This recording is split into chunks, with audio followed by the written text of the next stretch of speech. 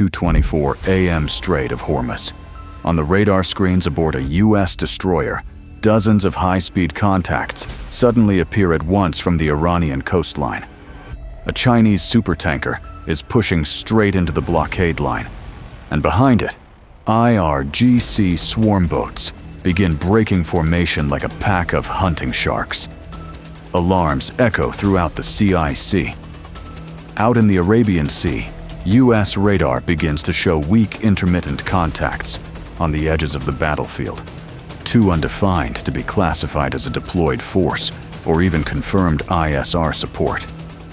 The U.S. Navy is enforcing a blockade in Hormuz to pressure Iran following a sharp escalation in the conflict. A Chinese supertanker carrying strategic oil attempts to break through the blockade with escort support from the PLAN and backing from Iran. Beijing's objective is not a full-scale confrontation with the U.S. Navy, but simply to create enough pressure for the tanker to escape Hormuz. Out in the Arabian Sea, the U.S. carrier strike group remains under radio silence. Meanwhile, Iranian radar operators continue detecting weak contacts, appearing and disappearing along the edge of the battle space. China deploys a Type 052D destroyer east of the Strait of Hormuz, applying pressure through long-range radar and missile presence, forcing the U.S. to widen its blockade formation. 2:30 a.m. from the Iranian coastline, the IRGC deploys patrol boat teams, reconnaissance drones, and kamikaze drones from multiple coastal launch points, putting pressure on the entire U.S. coastal sensor network. An American Arleigh Burke Flight 3 destroyer begins moving into the blockade zone, immediately shifting into combat-ready status as Aegis activates multi-target tracking mode inside a high-interference environment. In the air, P-8 Poseidons and MQ-9 Reapers establish a real-time ISR layer, continuously updating the movements of the tanker and the swarm groups. An MH-60R Seahawk helicopter lifts off to shadow the oil tanker from long range, providing early warning capability. Both sides maintain continuous radio warnings, but there are no signs of de-escalation. The Chinese supertanker keeps pushing deeper into the blockade line. One wrong calculation, and Hormuz turns into a real battlefield. An Iranian Ababel 3 drone, ignoring repeated warnings, cuts directly across the 5 nautical mile security perimeter of the Arleigh Burke Flight 3 destroyer. Rules of engagement are immediately activated. A burst from the Mark 38 25mm cannon tears the drone apart into fragments of carbon fiber debris. Instantly, the Chinese Type 052D destroyer switches its Type 346 AESA radar from search mode into combat tracking mode, locking directly onto the American warship. This act of electronic aggression provides firing solutions for IRGC coastal missile batteries, which respond by launching a pair of C-802 anti-ship cruise missiles. Inside the CIC, operators begin shouting over one another as the SPY-6 displays suddenly flood red, with multiple new tracks appearing at the same time. 2:43 a.m. The Aegis combat system takes control to intercept the incoming C-802s. The Burke rapidly launches 2 SM-6 interceptors from its Mark 41 vertical launch system. The sky erupts in flashes of light as the SM-6s destroy the targets at high altitude, while ESSM missiles remain on immediate standby to engage any threats that leak through.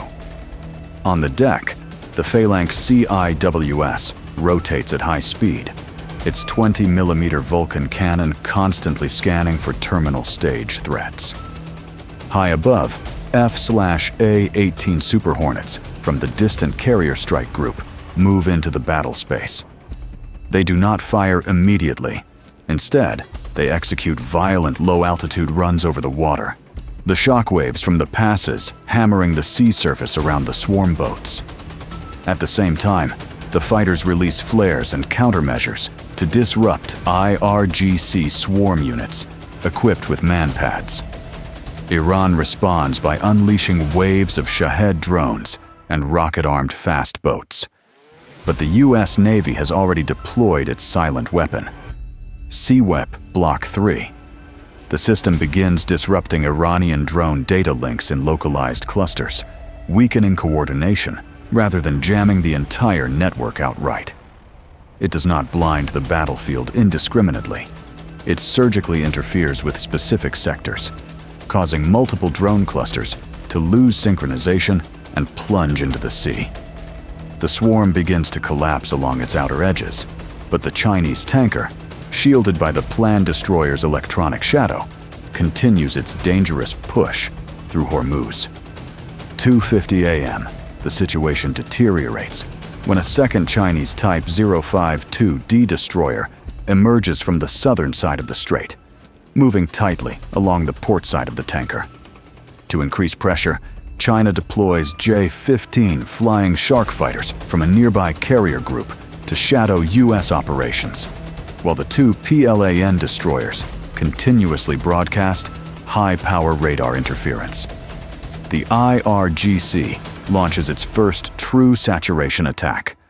A dense wave of swarm drones, high-speed missile boats, and sea-skimming C-802 missiles floods the Burke's sensor systems. Within seconds, the American CIC no longer sees a clear battlefield, only dozens of overlapping targets stacked on top of one another. 2:56 a.m. Amid the chaos of the saturation assault, the defensive shield finally begins to crack. While SM-6 interceptors and the CIWS successfully neutralize most of the incoming threats, a single Iranian suicide drone launched from a civilian fishing vessel slips through the outer defensive layer. The drone detonates near the ship's superstructure, damaging satellite communication antennas and tactical data links, partially isolating the USS Burke from the wider fleet network. Exploiting the communications disruption and the electronic cover provided by the planned destroyers, the Chinese tanker shuts down its AIS transponder and accelerates through the gap opened inside the blockade line. The US Navy network struggles to resynchronize, while the Burke remains occupied with damage control and suppressing the remaining missile boats. The Chinese supertanker begins a high-speed dash toward the open waters of the Arabian Sea. The clock is now counting down toward the total collapse of the blockade. 3:05 a.m., the crisis reaches its breaking point as the American blockade line stands on the verge of collapse. Observing that the Arleigh Burke Flight 3 destroyer is struggling with damage control and localized communications loss, the Chinese Type 052D destroyer at the mouth of the strait decides to guarantee an escape corridor for the tanker. It launches a pair of YJ-18 supersonic anti-ship cruise missiles. These weapons are especially dangerous. They cruise at subsonic speed to conserve fuel before accelerating violently to nearly Mach 3 during the terminal phase. The launch is a calculated move designed to force the American destroyer into desperate defensive maneuvers, pulling it away from the tanker's escape route.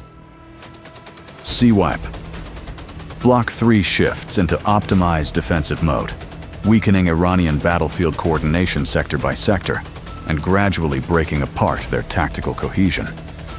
3:17 a.m. While the surface battle rages below, an MQ-9 Reaper maintains strict distance outside the kill zone of Iranian coastal air defense systems, such as the Khordad-15. Using its multispectral targeting system, the Reaper cuts through the smoke of burning oil and dense electronic interference. It detects the thermal signature of the Chinese supertanker as the vessel attempts to slip through the opening in the blockade line. The Reaper immediately begins relaying this high-resolution ISR data to an E-2D Advanced Hawkeye flying 100 miles away. Acting as the airborne battle manager, the Hawkeye uses the information to resynchronize the fractured tactical network. By bypassing jammed SATCOM arrays and switching to secure anti-jam Link 16 channels, the US Navy begins rebuilding the common operational picture. The attempt to isolate the Burke has been pushed back as the fleet's digital brain comes back online. The saturation attack, once overwhelming, now begins to unravel under the Americans' restored coordination. The mysterious electronic signals detected earlier in the Arabian Sea finally reveal themselves as a nightmare for both the plan and the IRGC. Emerging from the darkness, F-35C, Lightning II stealth fighters from the carrier strike group officially enter the battle. Unlike traditional fighter aircraft, the F-35C never announces its presence. Its AN/APG-81 AESA radar operates in low probability of intercept mode, making it nearly invisible to Iranian and Chinese radar systems. The F-35C demonstrates its true power by fusing data from the MQ-9, P-8, E-2D, and the Burke into a single unified kill chain. Iranian radar operators can only see flickering ghost signals that vanish back into background noise before a stable target lock can be achieved. 3:25 a.m. The United States shifts from desperate defense into a coordinated and lethal counteroffensive. While the Burke uses its remaining SM-6 missiles for long-range interception, MH-60R Seahawks begin cleanup operations using Hellfire missiles to destroy Iranian Swarmboats along the outer edges of the blockade line. The F-35Cs, acting as forward sensor and targeting nodes, provide ultra-precise targeting data for a decisive strike from beyond the horizon. F/A-18E Super Hornets launch AGM-158 LRASM missiles, guided by the stealthy F-35Cs. The missiles use autonomous targeting intelligence to penetrate the plan's defensive network, striking directly at the combat command and control nodes of the lead Type 052D destroyer. One LRASM slams into the warship's primary radar array, completely crippling its ability to continue escorting the tanker. Faced with the sudden appearance of stealth assets and a shattered attack network, the IRGC swarm begins retreating chaotically toward the coastline, while the plan escort ships are forced to withdraw toward the Gulf of Oman to protect their remaining vessels. 3:40 a.m. The lead Chinese Type 052D destroyer, its primary radar array still smoking after the precise LRASM strike, is forced into an emergency defensive posture. With its combat systems effectively disabled, the warship can no longer provide the electronic shield needed to protect the tanker. To avoid losing a multi-billion-dollar asset in what was originally intended to remain a gray zone operation, Plan Command orders a tactical withdrawal. The second Type 052D deploys multispectral smoke screens and active decoys, escorting its damaged sister ship as both vessels retreat toward the deeper waters of the Gulf of Oman. Beijing's gamble on a rapid high-pressure breakthrough has failed. At the same time, Iran's IRGC assault collapses. With drone data links disrupted by Sea-Whip Block 3 and fast attack boats systematically destroyed by Hellfire missiles launched from MH-60R Seahawks, the remaining swarm units begin losing formation cohesion. The once coordinated shark-fin attack formation turns into a chaotic retreat back toward the Iranian coastline near Bandar Abbas. The sky, once filled with the roar of Shahed drones, becomes a graveyard of carbon fiber debris and burning fuel. Above the battlefield, MQ-9 Reapers and P-8 Poseidons maintain constant surveillance, tracking every retreating vessel and ensuring that any renewed hostile action would be met with immediate lethal force. Abandoned in the middle of the strait, the Chinese supertanker is finally forced to yield. After losing both the plan's radar protection and the IRGC escort screen, the massive vessel powers down its engines. It drifts motionless on the water, surrounded by oil slicks, burning wreckage, and the looming silhouette of the Arleigh Burke Flight 3 destroyer. Despite damage to its superstructure, the American warship still holds position, its Mark 45 5-inch main gun aimed directly at the tanker's bridge. 4 a.m. the U.S. Navy successfully reestablishes control of the maritime corridor. The blockade is no longer in question. It has become an enforced reality. The high-risk attempt to break the regional order ends in silent failure across the waters of Hormuz. What if China had never deployed the Type 052Ds to support the tanker and had left Iran to fight alone without the plan's radar pressure along the edge of Hormuz? Iran's swarm attacks would likely have been shattered far earlier by Aegis and the US ISR network, leaving the tanker isolated before any gap in the blockade could open. But what if Washington had abandoned escalation control from the start?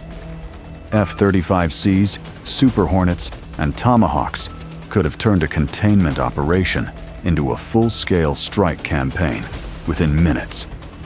And once a single planned destroyer was mission-killed, the crisis would no longer stay inside Hormuz. Oil markets, Gulf shipping lanes, and regional militaries would all be pulled toward the edge of war. Because in Hormuz, the real danger was never whether the U.S. Navy could strike back, but how far it was willing to go before the entire region exploded.